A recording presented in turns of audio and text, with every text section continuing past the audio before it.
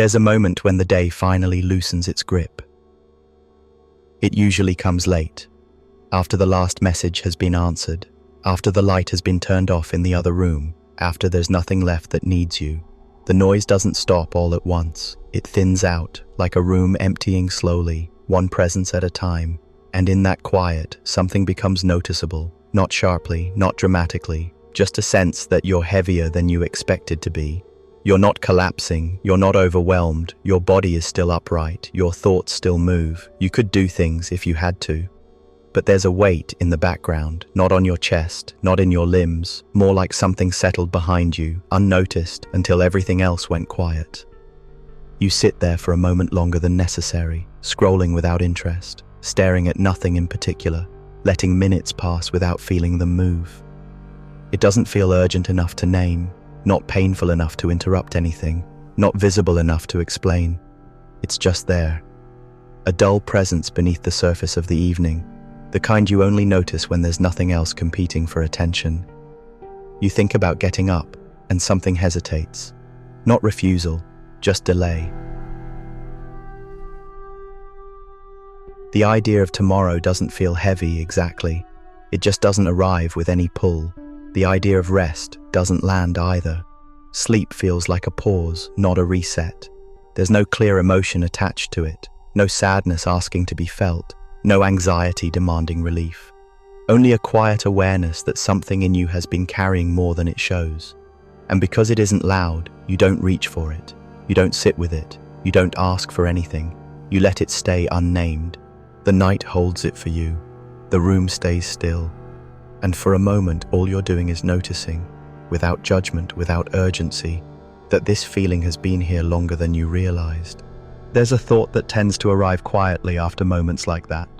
It doesn't announce itself. It doesn't even sound harsh at first. It just slips in as a question. What if this means something is wrong with me? Not in a dramatic sense, not in a way that would justify concern or help, just enough to sit there, unresolved.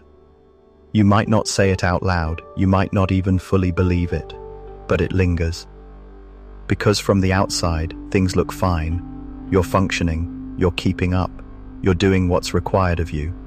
So the mind starts searching for a reason that feels personal. Maybe you're weaker than other people. Maybe you've lost some kind of resilience you used to have. Maybe this is what happens when you don't try hard enough. And slowly, without meaning to, tiredness turns into a verdict. But this isn't a verdict. This feeling is not proof of anything about your character. It isn't evidence that you're failing at life. It isn't a sign that you're defective in some quiet, irreversible way. You are not weak for feeling this. You are not broken because you don't feel energized by things that once carried you. You are not lazy for needing more space than you can easily explain. Nothing about this points to a flaw. It's just difficult sometimes to trust that, especially when there's no clear reason you can point to. When you can't say this is why. When you feel like you should be fine, and yet something in you hasn't gotten the message.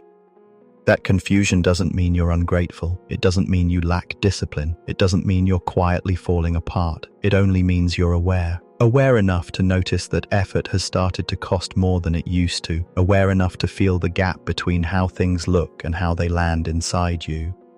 And that awareness can feel dangerous at first, like if you look at it too closely, it might confirm your worst assumptions, but it doesn't. It simply asks to be seen without judgment, without turning it into a personal failure, without deciding what it must mean about you. For now, it's enough to say this much, slowly, carefully, without arguing with yourself. This feeling is not a flaw, and it is not a reflection of your worth. It's just something you're carrying. This kind of tiredness doesn't behave the way you expect it to. It isn't the kind that comes from doing too much in a single day. It doesn't announce itself through aching muscles or heavy eyes. You can sleep, you can rest, you can even take time off, and still it stays. Not in your body, exactly, and not in your emotions in the obvious way either. You wake up and nothing hurts, but nothing calls to you. Tasks don't feel impossible, they just don't feel worth the effort. Not because you don't care, but because the caring doesn't arrive with energy anymore. It's a tiredness that lives somewhere behind motivation. You can start things, you can finish them, but there's a sense that something is being held back, like the part of you that used to lean forward has gone still. You notice it in small, ordinary moments. When free time opens up and instead of relief there's a blank pause. When something good happens and the reaction comes a second too late. When excitement feels distant, not gone, just unreachable. It doesn't feel like sadness. Sadness has shape. It asks to be felt. This doesn't ask for anything. It simply dulls the edges of wanting. You still know what matters to you. You haven't forgotten who you are, but the connection between knowing and moving feels thinner than it used to.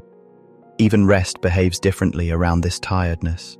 You lie down and your body relaxes, but nothing resets. You wake up without the sense of being restored, as if rest is happening to you physically, but not reaching whatever part of you actually needs it. Time off becomes neutral. Weekends pass without leaving a mark. Sleep feels like maintenance, not renewal. And because it doesn't follow the usual rules, it's hard to talk about. There's no clear complaint you can make, no single moment you can point to and say, this is when it started. It just quietly shapes your days. Decisions take longer, not because they're harder, but because there's no internal push behind them. Plans stay vague. Desire becomes something you remember more than something you feel. This isn't the absence of energy, it's energy that's been paused, held in suspension, waiting for a signal that never quite arrives. And once you recognize it this way, something clicks, because you've been trying to treat it like ordinary tiredness. Something that should pass with enough rest, enough sleep, enough time. But it doesn't move like that. It lingers softly, consistently, shaping how much of yourself you bring into each moment, without ever demanding attention. It's subtle enough to doubt, quiet enough to ignore, and specific enough that when you finally see it clearly, the recognition lands with a strange sense of relief. Oh, that's exactly it. This kind of tiredness doesn't appear all at once. It forms quietly over time through patterns that once made sense. Not because you chose them deliberately, not because something went wrong, but because, at some point, your system learned a way of moving through the world that worked. You learned how to stay composed, how to keep going even when things felt uncertain, how to manage yourself without needing much from anyone else. That kind of ability doesn't come from nowhere. It grows in people who notice what's needed and adjust accordingly. People who read the room, people who can hold things together without making it obvious they're doing so. Often you become the capable one without realizing it. The one who can be relied on, the one who understands, the one who doesn't need much explanation, and that role brings a certain quiet pride with it. You don't have to ask for attention. You don't have to fall apart to be taken seriously. You can regulate yourself, contain yourself, carry on. For a long time, this works. It keeps life moving. It keeps things stable. It keeps you functional in situations where others might struggle. But maintaining that steadiness requires something subtle and constant. A low-level monitoring, an ongoing restraint, a habit of checking yourself before expressing too much, needing too much, reacting too strongly, not because you're suppressing who you are, but because you're skilled at modulation. Your system learns how to stay within manageable limits. Over time, that skill becomes automatic. You don't pause to ask what you're feeling, you adjust it. You don't stop to process, you move on. You don't make space for reflection, you keep pace. Not out of avoidance, but out of efficiency. And slowly, without anyone noticing, life becomes something you navigate rather than inhabit. There's also the way meaning gets handled. Do some people express what matters to them out loud? They speak it, share it, move it through conversation. Others carry it internally. They hold values, concerns, questions, and emotional weight quietly, not because they don't matter, but because they matter deeply. So deeply that they're kept inside, protected from being misunderstood or diluted. That kind of internal carrying takes energy. It doesn't look like effort, it doesn't feel dramatic, but it keeps the system engaged, alert, contained. And when this goes on for long enough, something shifts, not into crisis, not into collapse, just into a state where your system stays prepared even when nothing is immediately required. The body relaxes, the mind keeps watch, rest becomes partial. You can stop moving, but you don't fully arrive. You can slow down, but you don't fully settle, because the mode you learned, the one that worked, never fully turns off. This isn't a failure of awareness. It isn't emotional immaturity. It isn't a lack of insight. It's adaptation. Your system did what systems do. It learned how to keep you steady in a world that asked for steadiness, and it did that well. The tiredness you feel now isn't the cost of being weak. It's the cost of being consistently regulated, of being someone who holds themselves together without ceremony, of moving forward without stopping long enough to recalibrate. Nothing here is accidental. Nothing here is broken. It's a pattern that develops slowly, intelligently, in response to what life required of you. And seeing it this way doesn't solve anything yet. It returns dignity to the experience. It shifts the question from what's wrong with me to how did this make sense for so long? And that shift changes the way the tiredness sits inside you. Not as a flaw to be corrected, but as a signal from a system that has been quietly doing its job for a very long time. When tiredness settles in this way and stays for long enough, it doesn't take things all at once. It doesn't remove joy dramatically. It doesn't erase meaning. It doesn't announce a loss. It just narrows things. Little by little, the range of experience becomes smaller. Curiosity doesn't disappear. It softens. You still notice interesting things, but they don't pull you forward the way they used to. Questions arise, then drift away before they fully form. Spontaneity becomes quieter too. Not because you've become rigid or closed off, but because unplanned movement requires a kind of openness that feels harder to access. It's easier to stay within familiar edges, easier to move through what's known. Even pleasure changes shape. You can enjoy moments, you can appreciate what's good, but the depth doesn't linger. Feelings arrive, then settle quickly, like they don't want to take up too much space. And alongside that, something else fades, not noticeably at first. A gentle sense of possibility, not hope in the obvious sense, not belief in some better future, just the quiet assumption that things might unfold in ways that surprise you. When tiredness becomes a background state, that assumption thins out.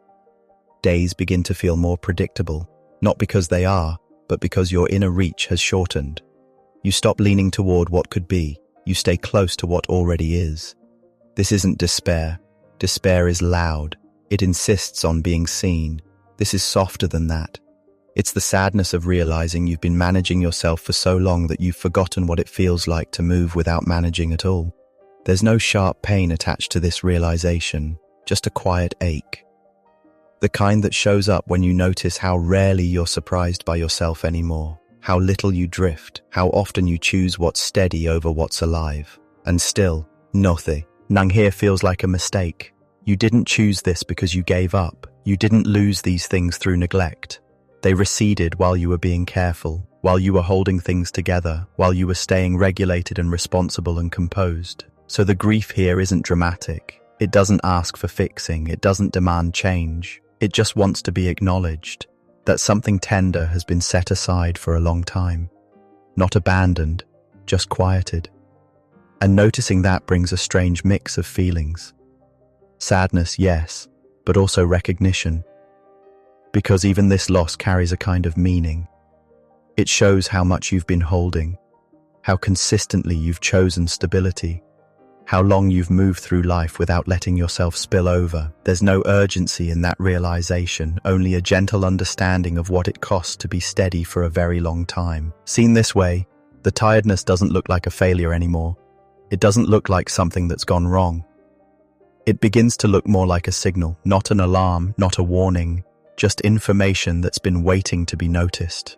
Not because something needs to be fixed, but because something has been held for a long time. When fatigue is treated as malfunction, the instinct is to correct it, to push through it, to override it with effort or discipline or improvement. But this kind of tiredness doesn't respond to being pushed, because it isn't resistance, it's communication. It's the system saying quietly that a certain way of being has reached its limit, not in a dramatic way, not urgently, just honestly. And when it's understood like that, the relationship to it softens. There's less pressure to make it disappear, less urgency to explain it away, less need to prove that you're still capable. Nothing here is asking to be forced. Nothing is demanding immediate change. This tiredness isn't asking you to become someone else. It isn't asking you to perform wellness or productivity or optimism. It's simply present, holding its position until it's recognized without judgment. And there's a quiet relief in that recognition, not relief in the sense of feeling better, not lightness, not energy returning, just the easing that comes when something no longer has to be argued with. You don't have to convince yourself that you're fine. You don't have to treat this as an obstacle. You're allowed to let it exist as part of your current landscape, neither good nor bad. When something is seen clearly, it doesn't need to escalate to be heard. And this is where the calm settles in. Not because the tiredness has lifted, but because it's no longer being interpreted as evidence against you. There's room here for patience, room for not knowing what comes next, room for staying with this understanding without rushing to turn it into action. For now, it's enough to hold the possibility that nothing is broken, that this tiredness is doing what signals do, making something known, and understanding it without trying to change it yet is already a form of care. Not active, not productive, just present, a pause that doesn't need to lead anywhere. Eventually, the night returns to being just the night. The room is still the same. The quiet hasn't deepened or lifted. Nothing dramatic has shifted. You're still here, in the same place you were when this began, but something has loosened. Not the tiredness itself. That may still be present. Not the weight. That may still sit where it always has. What's different is how it's being held. There's less distance between you and the experience now, less suspicion, less silent arguing. It's easier to sit with the quiet without immediately needing to distract from it, easier to let the stillness be what it is, rather than something to get through. The feeling doesn't demand a name. It doesn't need to be solved tonight. It can simply exist, understood, but not analyzed further. In moments like this, understanding doesn't arrive as clarity or relief. It arrives as companionship. The sense that what you've been carrying has been seen, not judged, not measured, just recognized. And that recognition changes the tone of the silence. The room feels a little less empty. The quiet feels a little less isolating. Not because you're suddenly hopeful, not because anything is about to improve, but because you're no longer alone with an unnamed weight. You don't have to make plans from here. You don't have to decide what this means for tomorrow. Tonight isn't asking for progress. It's offering something smaller and more gentle. The permission to rest without needing rest to fix anything. The permission to sit with yourself as you are, without assessment. Nothing needs to change in this moment. The tiredness can remain. The questions can remain. What's different is that they no longer feel like evidence against you. They're just part of the landscape you're learning to see more clearly. And for now, that clarity is enough. The night holds the rest.